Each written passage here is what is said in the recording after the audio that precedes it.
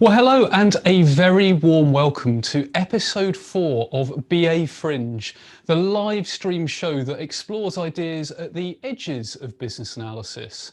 Whether that's new techniques, new ideas, evolving techniques, or perhaps those that we've forgotten about that we should bring closer to our core practice. And I say episode 4, that kind of depends on how you count the episodes, because you may have seen that we've actually been to a few conferences recently. You may, for example, have seen us broadcast during the Business Analysis Conference Europe. You may have seen us broadcast at the Building Business Capability Conference, which would have been in Vegas, but was of course virtual, or the BA Summit Southern Africa. Now, the reason I mention this, viewer, is if you missed that, there's a whole bunch of bonus episodes. There's like 30 episodes waiting for you in YouTube to view anytime you want for free. So do take a look at that treasure trove of free BA stuff. Now, we have a fantastic episode lined up for you today. We're going to be looking at product ownership, product management, mindfulness, agility. We've got 4 or 5 guests that we're going to cram in. But just before we get started, a few things to mention.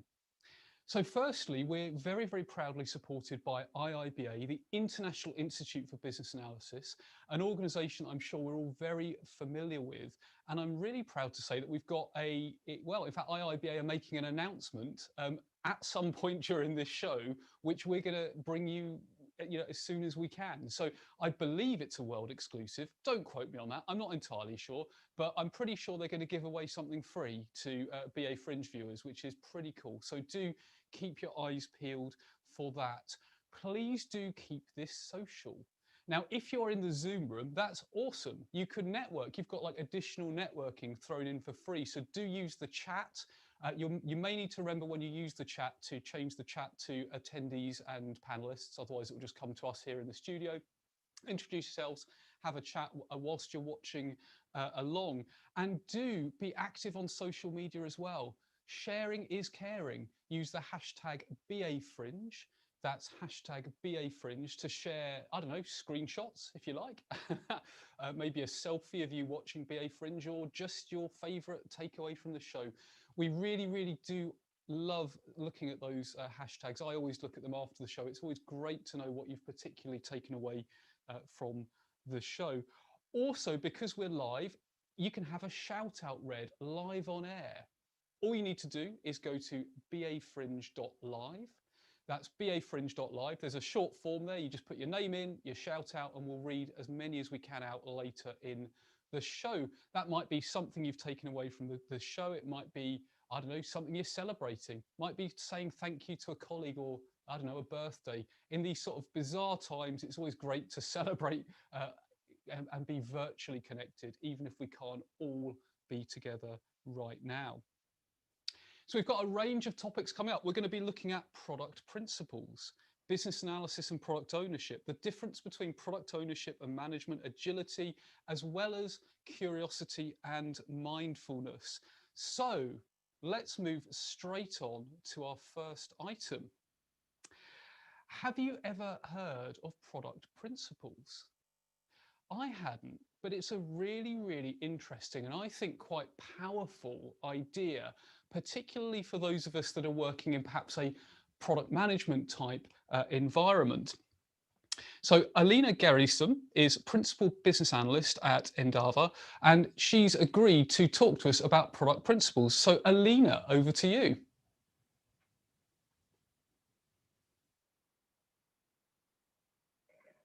Hello, everybody. I'm Alina Ghiarasim, and today I'm going to talk to you about product principles. Product principles are a set of beliefs and intentions that provide direction and guidance to the team. They are an essential artifact in product management, and they are meant to provide structure and coordination on product decisions based on some product guidelines that emerge from the everyday work of the team. First of all, product principles create a framework for decision making. For sure, lots of teams can recall difficult decisions that they have to make where the right answer was not straightforward from the product vision only. The gap between the strategic objectives and operational activities is filled in by the product principles. Every day, product teams take a lot of decisions. Some of them are small, some of them are more critical and have a bigger impact. In time, teams observe patterns and ways of doing things when they take good decisions, but also when they take bad decisions. So they learn. They learn what they do well and what they don't do well. And all this learning is the emerging point of product principles, which become embedded in the way product teams work. Questions like, should we implement this new feature, or how should we prioritize work, or should we stop working on this, can be more easily answered if principles are kept in mind. There are those small things that help you stay on the right path every day when there's so much noise and so much pressure to take decisions and deliver quickly. They actually help you keep the product's integrity. And even if there are cases in which you need to compromise because of exceptional situations, it is an informed, responsible, and understood decision that you're taking rather than just an ignorant decision. In some cases, the principles could be public and serve as a clear statement of what the product is promoting for users, customers, and partners. Principles educate the customers about the identity of the product. Especially in this competitive world, having a set of principles that speak to the public could be a market differentiator. They can become a tool for winning and retaining customers when the product holds the values that the clients are looking for. Product principles need to be connected with the product teams at an emotional level too. They should get them excited and motivated that they are doing the right thing for the product and for the world. They should be an internal reference for what is good or bad, desirable or undesirable in the product that they are building. Great product principles drive the team's mindset from just doing work to adding value and creating something extraordinary. When we immerse in the daily work, it's easy to get lost in delivery and forget what we're actually trying to achieve.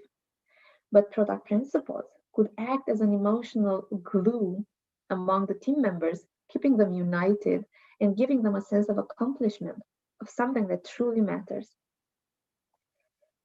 There's a lot of literature out there talking about product principles, and I have tried to summarize some of the most interesting perspectives that I found, and that also mapped on my personal experience working on a few products. But my personal contribution to this topic could be the analogy between product principles and individual core values, because this is how I perceive them. In the same way, our core values profoundly define who we are and drive our decisions and implicitly our future. When we lose touch with our core values, we lose direction. But when we follow them, we feel like we are on the right path. So that's why I think product principles could be for products what core values are for individuals. Thank you.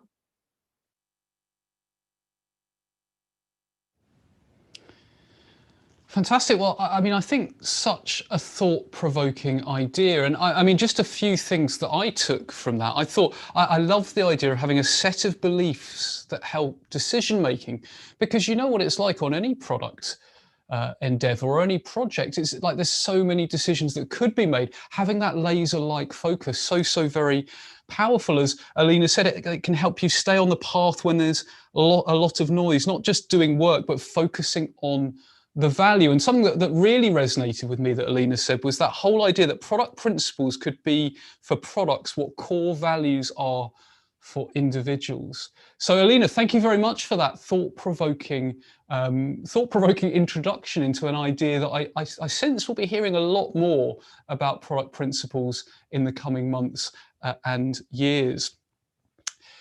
So I mentioned in opening that you can, because we're live, you can have shout outs read out live on air. All you need to do is type your details in at bafringe.live. That is bafringe.live. You can have pretty much anything you want within reason read out. And I'm pleased to say that in, well, in the short time we've been on air, we've had a shout out, and someone actually submitted one before we were on air, which is awesome. And in fact, you can do that between shows as well. So our first shout out is from Liz. That's Liz, President of IIBA UK. So you probably all know, if you're in the UK, which Liz this is.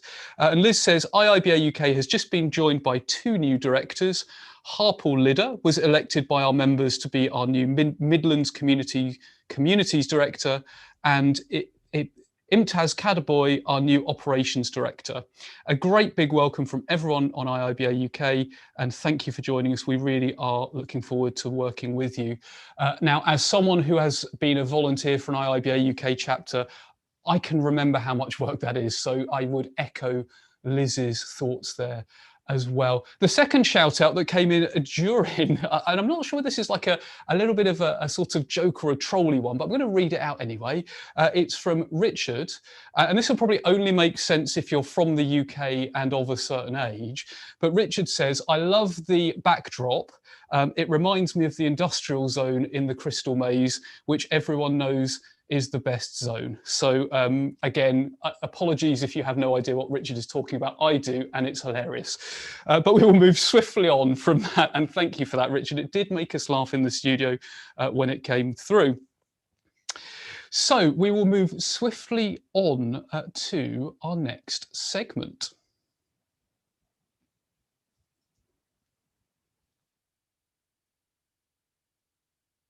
So I'm really pleased to say that we're joined by Allan Kelly, a name that I'm sure will be familiar with many of you. I was trying to remember when I first met Allan. I think it was at a BA Conference Europe over a decade ago, where I heard a really interesting presentation that Allan gave, and we've stayed in touch ever since. Now, Allan is known for helping software professionals, teams, and enterprises enhance agility in a digital world. He's an Agile guide, author of too many books to mention, keynote speaker, and much, much more besides. So, Allan, thanks for being here today. Oh, thank you for having me, Adrian. Fantastic, great. So I thought it would be useful if we started by talking about product ownership, product management, business analysis, and whatever happens to, whatever happens to weave its way into our conversation. And I mean, when you think about product owner, I mean, product owner is clearly a role in Scrum, but it seems that product ownership is arguably wider than that. So from your perspective, how would you describe the product ownership role? So product owner, a very mundane level, the product owner is the person who has the right to walk into the planning meeting every 2 weeks and say to the team, this is what we need to build. These are the priorities for what we're building. So a very basic level, that's it. But then you need to ask yourself 2 questions. What gives them the authority to do that? And how do they know what to ask for? And some of that authority may come from the organization they're within, that they have appointed this person as product owner. But more of their authority comes from their ability to answer the second question, how do they know? They are the people who have the expert skills to do analysis because they have been out and met customers. They've looked at the market. They've considered the problem domain. They are the person who's their specialist in what is needed. And product ownership is kind of all of that. Product ownership is saying, working out what the customers, what the market, what the problem is, what's needed, and then communicating to the team. So there may well be a product owner, and they may well have BA skills, but they may be supported and supplemented by dedicated BAs or product managers or UXD people. And sometimes the product owner has that authority. They deputize part of their role to somebody such as a BA and says, you deal with this bit, you deal with this team.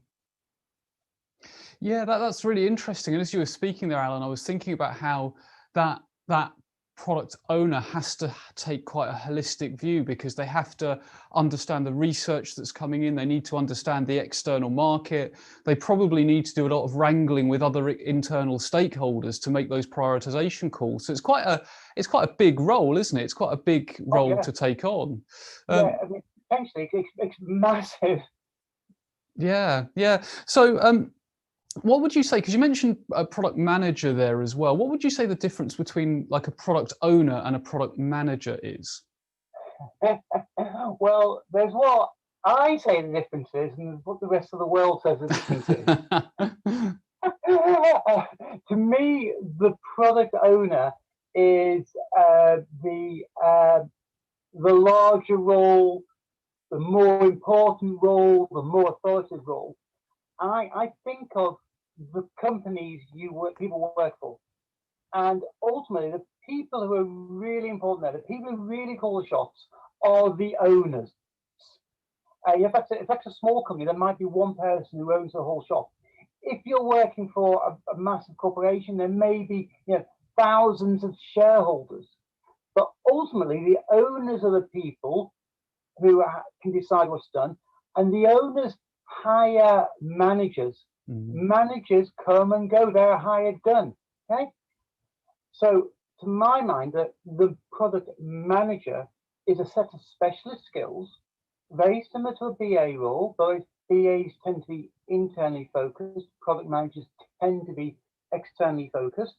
So the product manager is a specific set of skills. Some product owners need product management skills, some need BA skills, some need both. Some product owners may have extra product managers or BAs working with them. That's how I see the role. I said the rest of the world sometimes describes it differently. And it frustrates me that I regularly come across organizations where the product manager is the superior role. The product manager has a wider domain, and the product owner is this kind of lesser role, which I sometimes call a backlog administrator. The product manager is doing what I think of as the product owner role, that bigger, wider role, holistic view, as you said. And they've got this product owner who's just looking after some small part of it, and it's frustrating. I think it's a loss. That's a really interesting angle as well, isn't it, Alan? It's product owner. It isn't product administrator. It's not, and it's not just it's not just about the prioritization. It's about that more holistic side as well, which brings me on to the next question, because I know certainly many people watching this will be business analysts of one shape or flavor of another, and when you hear the word holistic, often BAs, that's one of the things we aspire to. So what would you see, what are the similarities and differences between, say, like a business analysis type role and a product ownership type role? Are they similar? Do they overlap? Are they different? The way I think about it these days is a BA is a type of product owner. Arguably, all product owners are BAs, because if you remember the IIBA definition, a business analyst is somebody who uses business analysis skills. Yes. And if you're owning a product and you're thinking about what the product needs to do, then I am sure at some point you're using business analysis skills. So by the IIBA definition, the product owner is a business analyst. But I think some product owners, and you can imagine a product owner for an internal product in a bank, say, and all the users are in that bank. That product owner may own the product, but the skills they need to understand what the stakeholders need, the benefits that are going to live to the organization, the processes that fit around it, potentially the process changes that are needed, they are going to be overwhelmingly business analysis skills. So I think quite often a product owner needs business analysis skills, and a business analyst may be a product owner.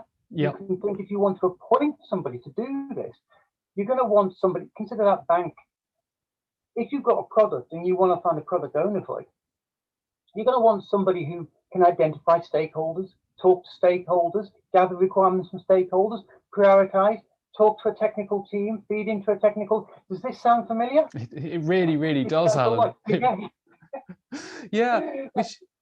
And it is interesting. I'm really pleased you brought that IIBA element up, because you're quite right that the BA book does say you don't, anyone who does business analysis is at least partly a business analyst. And so, now I'm thinking, gosh, there's probably stuff that the BA community can learn from the product ownership world, and the product ownership world can, the two worlds should be closer together rather than further apart. Yeah. So what would you say if you were to think about skills and competencies that a good product owner would need to have? What would those key skills and competencies be? Oh, what a key. Tricky question, I know. Tricky question. I suspect what I'm going to say probably overlaps a lot with what you say if you ask the question about BA. Yeah, they are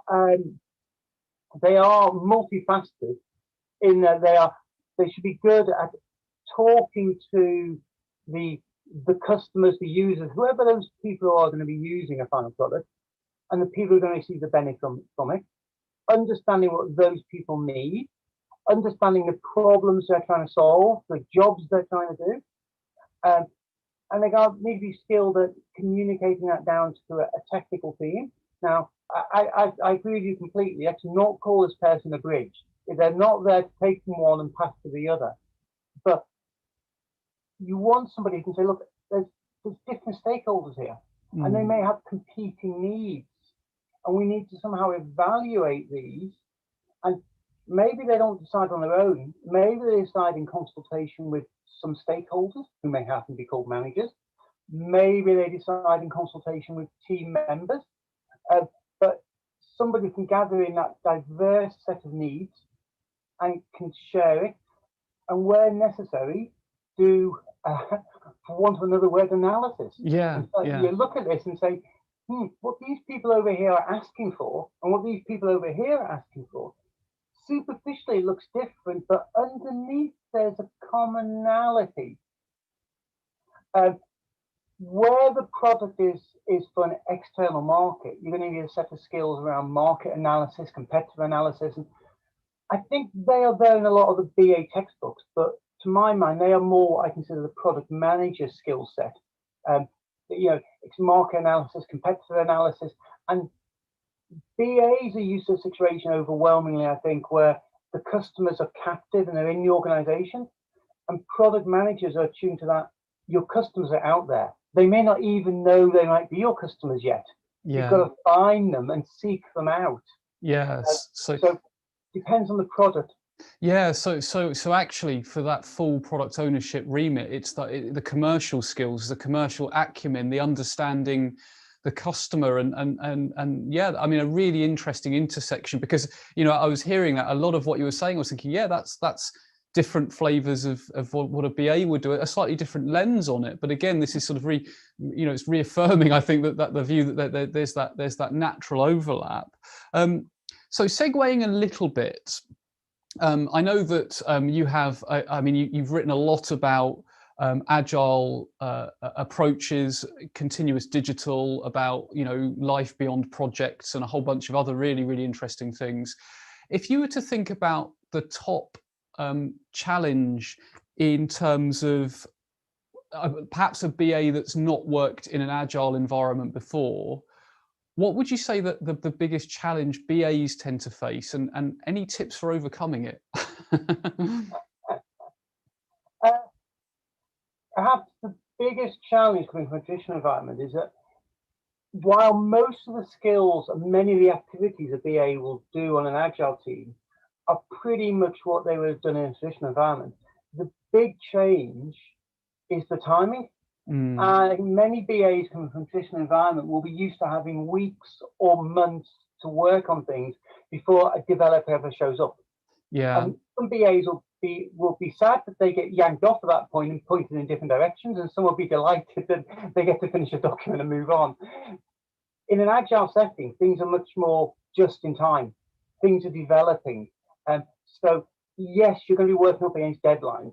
If sprint planning meetings come around every 2 weeks or maybe more frequent, and the BA, the product owner, is going to be working in there with the team, and so there's going to be constant demands for what's coming up next. There's There's going to be constant clarification questions on this is what we're doing. And it's all a lot more time. Not only do you not have the time to write the big documents, but we don't want the big documents anymore. We want conversations. Yeah. So a lot more is going to be made in your head. Yeah. And it's going to be, it's like confidence. Look, I've done my homework. I'm going to be able to answer the questions that come up. Yeah, that is like a real paradigm shift, isn't it? And having the courage to be okay with ambiguity about stuff that doesn't matter yet, stuff that might never matter. And just accepting that the conversation will happen when it needs to happen, and there's a placeholder, and that's fine for now. So fantastic. So Allan, well, thank you so much for taking time out today. I'm absolutely sure that people will want to follow you, will want to learn more about what you do, will want to connect with you and find out about your books. How can people get in touch with you, follow you, find out about your stuff? I usually say this, but just Google Allan Kelly and you'll find me. Yeah. You'll work out which one is me of the top 3 or 4. Be more specific. I'm Allan Kelly, ALLAN. I'm at allankelly.net. And on Twitter, I'm Allan Kelly Net. If you find my website, there's a blog there. You can work out what my email address is. Feel free to drop me a line. Yes, Google me, Twitter me. And I think I'm right in saying, Allan, that if people sign up for your mailing list, they get a free copy of Continuous Digital. Is that right? Well, it's the smaller book. Project Myopia. Oh, Project Myopia. I change it around every so often to keep things interesting, but Project Myopia at the moment, yeah. Yeah. Well, no, I mean, both of those books are fantastic. Project Myopia was one I sat down and read in one sitting. I mean, it was, it's that kind of page turner. So fantastic. Well, thank you very much, Allan, for being here today. I'm sure we'll catch up again soon. Okay, thank you very much, Aidan. Thanks. Bye. Well, fantastic. I mean, I'm sure you'll agree there are a whole range of really interesting and actionable thoughts there from Allan. One which really struck me was this whole idea of like business analysis and product ownership sort of overlapping in some way. And I sort of loved, Allan's thought there that really all product owners are doing elements of business analysis. So maybe maybe the two communities should be closer. Maybe we should be, networking with our product owner colleagues even more that we already do. So before we move on to our next segment, we have some more shout outs. In fact, the shout outs have gone quite wild and we will read out as many as we can. Do keep them coming in. As a reminder, it is bafringe.live. That is bafringe.live if you would like to get a shout out read out. We have a couple to read out right now. First of all, Lakshana says, being emotionally involved will make unthought things happen. I had to read that through a couple of times. I think it's really quite a poignant statement. Being emotionally involved will make unthought things happen. I'm going to let that one mull, that sort of actually having a real emotional place at the table. But thank you very much for that that very philosophical but useful thought. And David says, on behalf of IIBA UK North Branch, I want to thank Drew Precious for all his hard work in 2020, planning and running multiple virtual IIBA UK events. So a big shout out to Drew there for all of his hard work indeed. So we now move to what I think is a particularly exciting part of the show. It's not very often that you get a situation where IIBA sort of ring you up or email you and say, we want to drop a major announcement. Do you mind if we do it in the middle of your show? Like, I was not expecting that email. And when I first got the message, I thought, oh, probably what they're going to want us to talk about is the fact, because that you will have seen they've got a 20% rebate on exam fees at the moment. So in fact, if you haven't seen that, check it out, because you can get 20% rebate if you sit an exam before the end of December, but it wasn't that. And I've been embargoed. I've been on strict instructions not to mention on social media what this next announcement is. And if any of you know me, you'll know it's really, really hard for me not to tweet about stuff. So I'm just going to go straight over to Delvin Fletcher, who is President and CEO of IIBA, to make today's announcement. Delvin, over to you.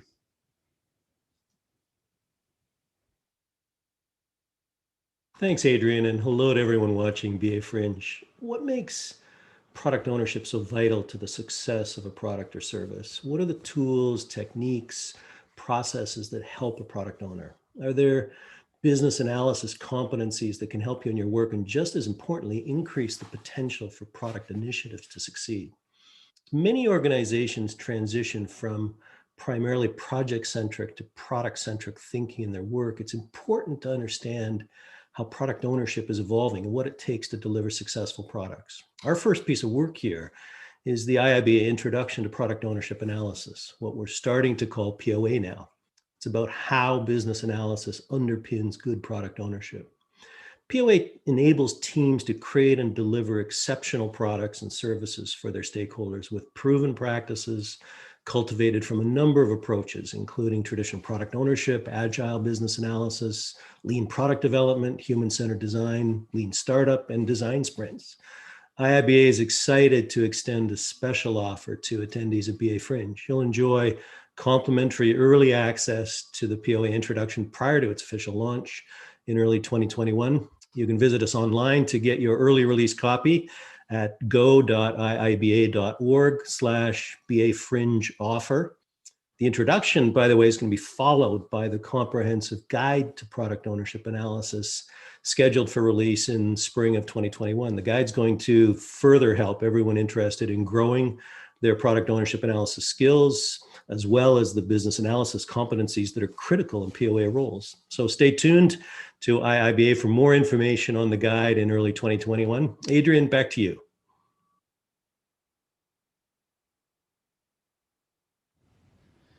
So you heard it here first, folks. IIBA are launching a product ownership analysis guide. Now, just in case you didn't catch that URL to get early access to the Introduction to Product Ownership Analysis Guide freebie as a BA Fringe viewer, it is go.iiba/BA Fringe offer. That is go.iiba.org/BA Fringe offer. Now, I was so excited because I didn't know, you know when you think, well, sounds good, but I kind of want to see how much content there is there before I talk about it too much on something like this. I rather naughtily went and downloaded it earlier today, and I haven't read it through yet, you know, hot off the press, but it's for an introduction, a pretty substantive piece of work. So do take a look at it, right? You know, where else are you going to get like 25 pages or 27 pages of sort of, you know, insight for free? So again, a massive thanks to IIBA for announcing that here live on the BA Fringe. And remember, you heard it here first on BA Fringe. So that brings us to our next segment. Have you ever wondered what one of the most important skills that a BA needs for just about any context, whether it's product or indeed project? Well, Kathy Berkidge is an Agile and BA trainer and coach at Mind at Work Consulting. And Kathy's going to give us a perspective not only on what that key skill is, but also an idea of an ongoing practice that we can adopt to really hone that skill. So, Kathy, over to you.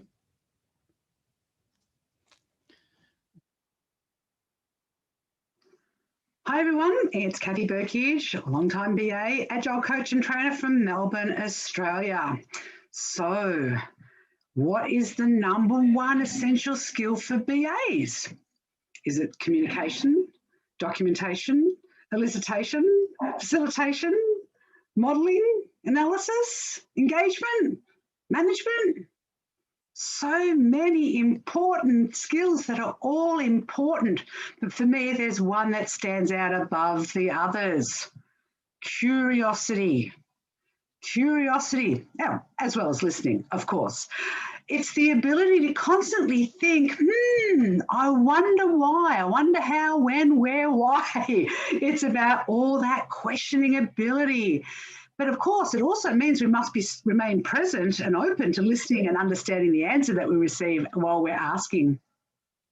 There is my favourite quote from Voltaire. Oh, good pronunciation, Kathy. Judge a man by his questions rather than his answers. I think he must have been a VA because it applies to us as business analysts as well. We need to have the ability to ask thousands of questions, and that takes that curiosity. It's a bit like going to that, finding out the real cause, the underlying issues that happen. For example, if I went to the doctor and I had a pain in my tummy and I said, hey, doctor, I need my appendix out, is the doctor going to tell me, sure, let's do it next Tuesday? I hope not. A doctor would probably examine me, ask me a lot of questions, and probably run a lot of tests before they determine what's the right treatment. I think BAs need to be almost this kind of doctor mentality. We need to dig deeper. If my stakeholder tells me, hey, I need a new button on that screen, or I need a field here, do I just say, sure, and add it to my requirement specification or write a user story? Well, that's not the way BAs do. We need to be curious and say, I wonder why that stakeholder wants that button or that field. What's the real issue? What's really going on that causes them to think that they need that? So we need to ask, we need to look, we need to examine, we need to dig deeper. And that takes real curiosity rather than, oh yeah, sounds good to me, I'll just do it. No, we've got to be thinking like a doctor. We need to question everything. Like, what do you mean by X? What does it do there? Why do you do it this way? How do you do it? What information? How's it likely to? Who's involved with? The ability to ask questions and why, of course, but don't drive people too crazy. We need to dig beyond what's on the surface of what our stakeholders and our organisations say that they want and need to really find out. The problem is our ingrained attitudes, our perceptions, our bias and our habits can prevent and impede curiosity. We think we might know something, so we fail to ask what else. So we need a willingness to challenge our existing thoughts and ideas that we think we know. It takes a willingness to show that we don't actually know everything. It means being able to show that we're a little bit vulnerable to our stakeholders, that we don't have all the answers. In fact, a BA should be all about asking questions, not answering questions. Of course, it doesn't mean we're silly and we just forget about things that we know. We forget about facts and figures. We've got to perhaps think about, oh, do I think I know? Who should I confirm my knowledge with?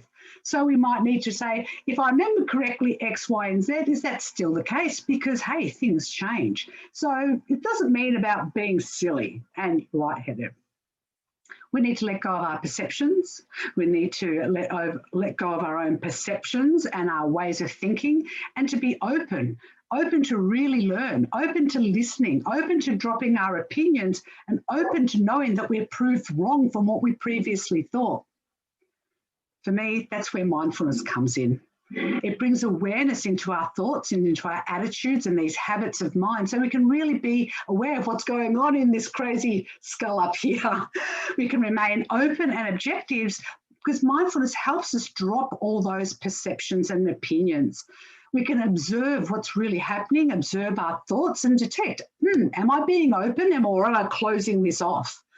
We can really examine what is our internal beliefs that are coming to the surface and saying, is it really true? Maybe I need to ask a question and find out. So we can look further, put aside these thoughts, clear our mind and reconfirm. We may even uncover hidden information, different insights that we wouldn't have had if we didn't ask more questions. The number other side of the flip coin of mindfulness, it gives us the ability to remain truly present and listen. And I mean really listen. So often when we're meant to be listening, we're too busy thinking, listening to that inner voice chattering away, or too busy thinking about what we're going to say next, or being distracted. Mindfulness is a key skill that helps us being aware of, oh, am I distracted? Boom, let's get focused again. So mindfulness is that ability to watch what our thoughts are doing, and if we are mind wandering, so we can truly listen to our stakeholders. We stay present and detect if our mind is wandering and brings our attention back to where it needs to be. Otherwise, our minds would continue to wander. So I find mindfulness a real key tool to being really present, and I think it's helped me build better relationships with my team, with my stakeholders and team members as well. Mindfulness can be practiced in as little as 10 seconds, or if you want to spend 10 hours, there isn't a time limit. So let's do a quick, brief mindfulness exercise. It's the simplest one that you'll ever do. And all it is taking 3 breaths. And I mean 3 breaths with complete and full focus on those breaths, whilst dropping what's going on in our mind, dropping our thoughts, dropping that inner voice, and just spending 3 breaths to clear our mind, to open our perspective, and go forward with a much better presence and openness of mind. So let's try it together. Very simply, nothing special about this. Breathe in. Breathe out in your own pace. Breathing in. Breathe out again. Don't let thoughts interrupt. And one more time, breathe in and breathe out. Fully focused on just breathing. I hope you feel a bit more calm. I hope you feel a bit more aware. I hope you've been able to drop some of those bias and thoughts, and now you can go forward and be more curious about learning more about your businesses. I hope you've enjoyed this brief chat and this brief mindfulness practice. There are more than 5,000 scientifically researched benefits of mindfulness. Go and look for them on the net, but don't take their word for it, and don't even take my word for it. Try some mindfulness practices and see if you can notice any benefits to your curiosity and your presence of listening. Thank you for having me as part of BA Fringe, and have a wonderful day. Bye from down under.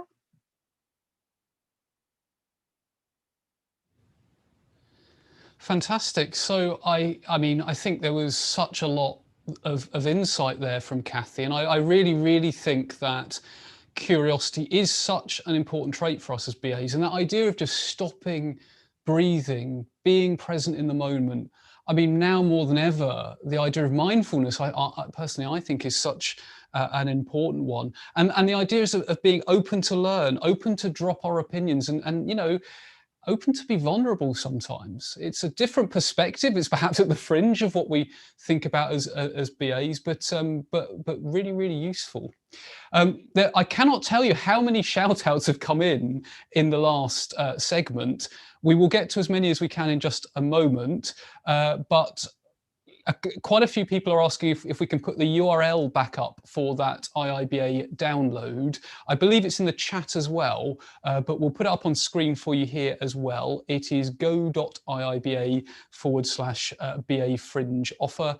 That is go.iiba.org/BA Fringe offer. So it's go.iiba.org/BA Fringe offer. I will read a URL out correctly once during this episode, viewer, I promise you.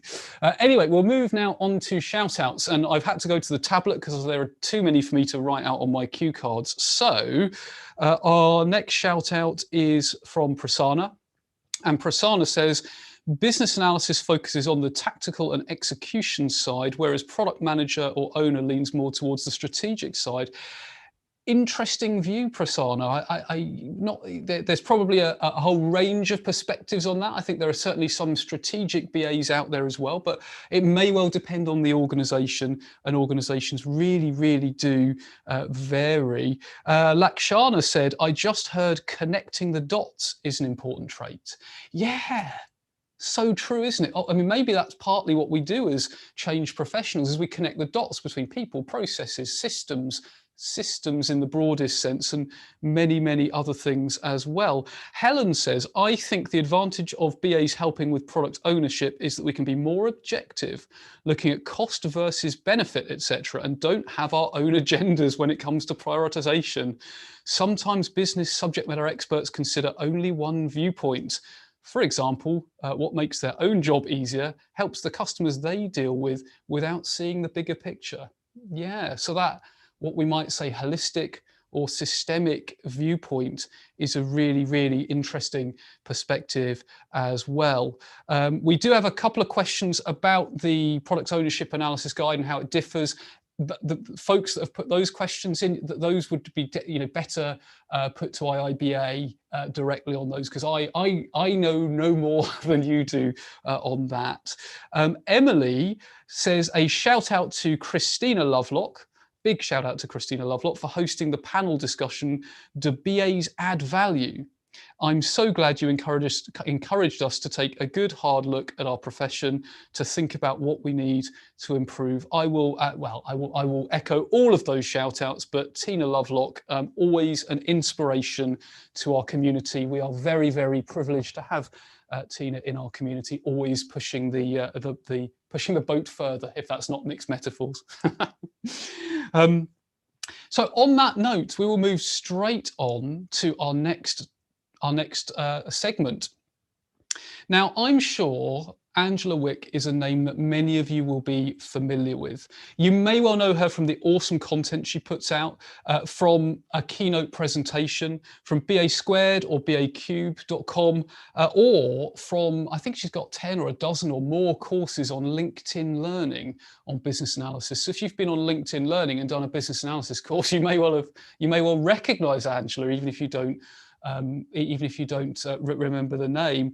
And Angela's going to talk to us a little bit about agile, product ownership, product management, and business analysis stuff. So Angela, thank you so much for being here today.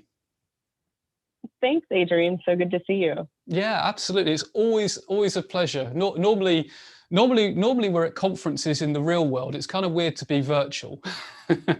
It is a little weird, yeah. Yeah.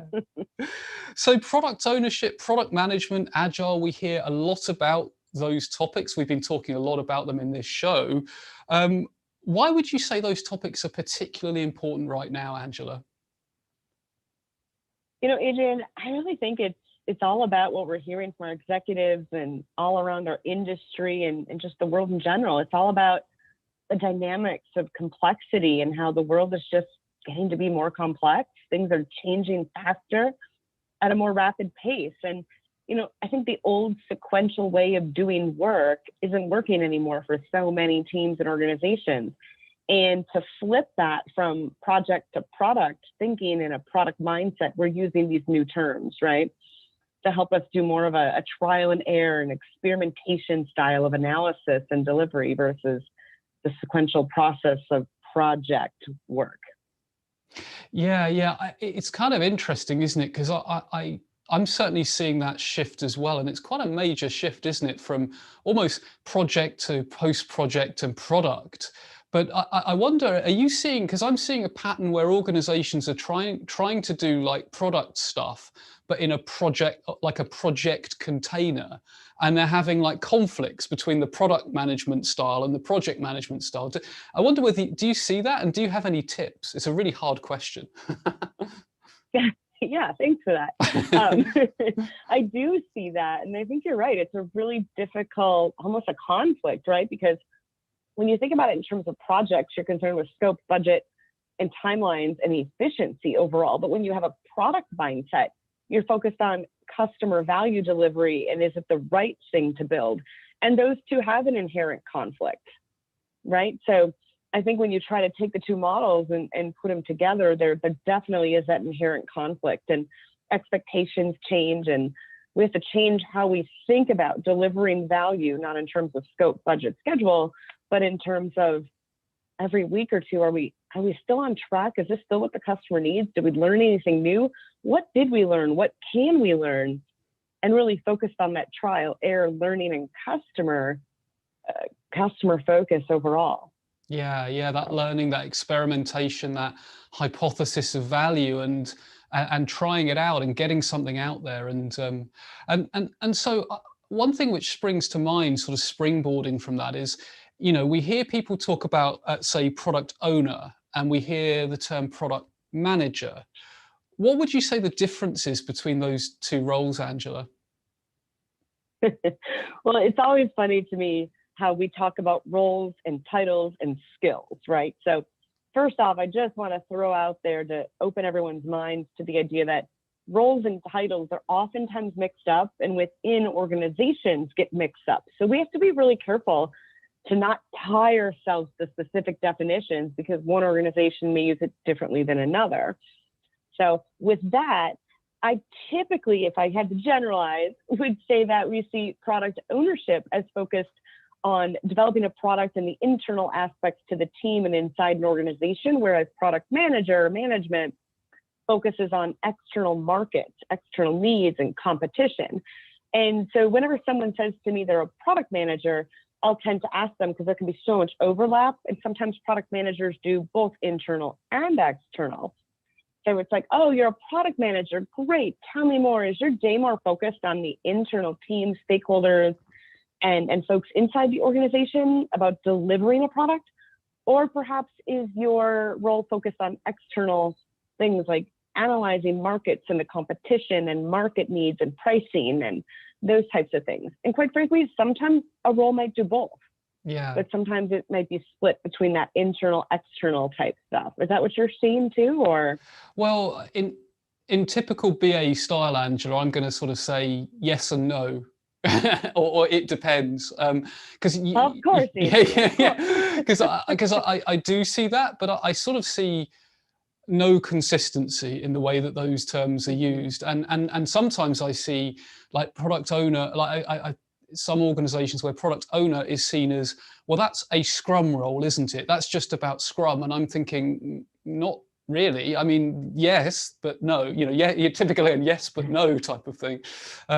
So, but I remember a friend and colleague of mine, Nick DeVoyle, who I've known for years through IIBA UK, spoke once, and he gave this brilliant, he made an off the cuff remark, which has stuck me. This is about a decade ago. He's like, well, the thing about roles is we made them up, right? The boundaries are all imaginary. We can, you know, you can kind of be what you want to be. So it's interesting, isn't it? So, but well, like Adrian too, like to think about roles, like think about, I play many roles in my life from day to day. I'm a team member of my tennis team. I'm a president of my company. I'm a product owner of the BA Cube product. I'm sometimes a developer. I'm sometimes a QA tester. So yeah, right. We have to be really careful about roles versus titles. Yeah. And then the skills needed to each role, right? Yeah, absolutely. And actually that speaks to a really interesting point when we're designing for customer segments, in that actually you can have one customer who has different expectations for different interactions with the same product, because, you know, they might be, I don't know, you know, I might be a small business owner that also has a personal business account with the same bank, and that's a different expectation, but on one customer kind of thing. So interesting. Totally, that's a great example. I think like you and I with IIBA, for example, right? We're practitioners, we're volunteers, we're EEPs, we're business owners. Like whatever anyone talks to me about, like ask me a question about IIBA, I'm like, well, which role am I answering this from? Which hat am I? Which hat am I wearing? So after saying we shouldn't get caught up about roles, I'm going to ask another question, which is related to roles, which is if a BA wants to become a PO, a product owner. Well, first of all, do you think that BAs could be product owners? Is there an overlap? Is it a sensible progression? What's your view on that? Or is it even a progression, or is it just different? I think it's a wonderful progression, honestly. And part of that might be my own personal bias of I wish that progression was more obvious 20 years ago in my career, right? Yeah. But I think it's a wonderful progression because, you know, I went down the typical BA to project manager path, but as I got into project management stuff, I'm like, oh, this isn't for me. I just don't care about dependency tracking and budgets. And I just really care about, are we solving the problem we're trying to solve? Are we delivering value? And that's more akin to a product owner type role, right? So I think it's a great career path and something to definitely go in the direction for if that's what really excites you, right? What's the overlap? A lot of overlap, but to get there, I feel like BAs need to really hone in on some specific areas of leading decision-making and leading the value prioritization and really leading with that customer value, customer first focus. Yeah, which can be an elevated skill set for some, right? Yeah, which completely agree. A different focus and potentially a supplementary or different set of tools and techniques. So if you were to think about some core or key tools and techniques that you think, yeah, if you were a BA and you were wanting to move into product ownership, these are some tools or techniques that you should really start to hone. What would those be? Yeah, I mean, I think like anything, when you're honing in on that next level skill set for yourself or next level role, it's your mindset and attitude that comes first, and then how you use the technique within that new mindset or attitude. So things like customer journey mapping and user story mapping, and really making sure you've got that big picture customer context, like also techniques like product visioning from a customer perspective with high impact outcome metrics based on customer behaviors and truly understanding the behavior change you want customers to make.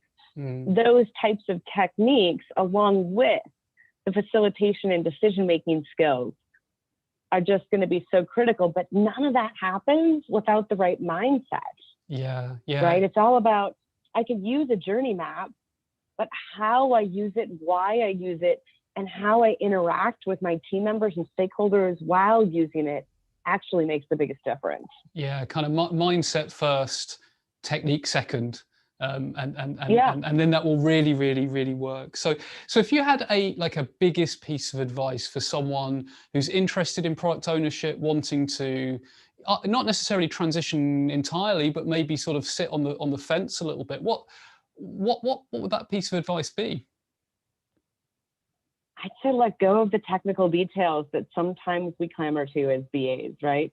I think when we're early in our career that we have to learn the technology and kind of hang on to that and understand it. And I think that structured approach of understanding the technology and the data is important, but to get to that next level, it's going to be more about letting go of the technology and letting all of the tech folks we work with worry about that, but really focusing on that customer value perspective. Yeah. And so that means more than the one statement of customer value, but really digging down into the details of the customer value that aren't technical. Yeah. And that means your different scenarios, your paths a customer can take, what they see, what they do in every little instance. What do they see? What do they do in every interaction with the product?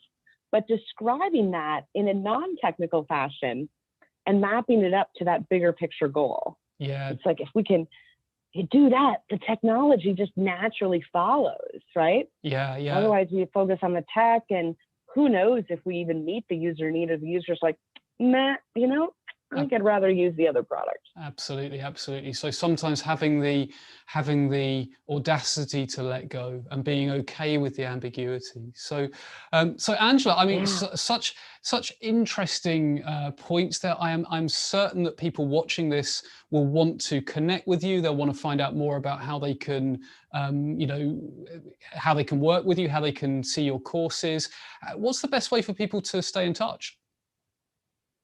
Well, I'm always open to LinkedIn connections. I'm Angela Wick, CBAF, I believe, on LinkedIn.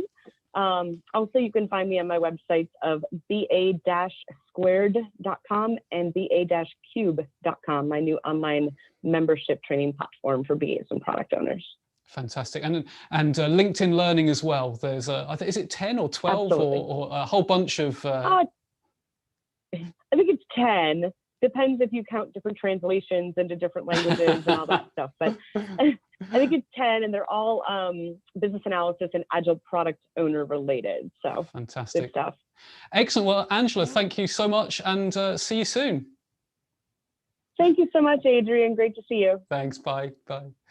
So some really interesting thoughts from Angela there over product ownership and product management, the sort of route from business analysis, or maybe they can overlap. A lot for us to be thinking about. Now, we are just about at the end of episode 4. Can you believe it?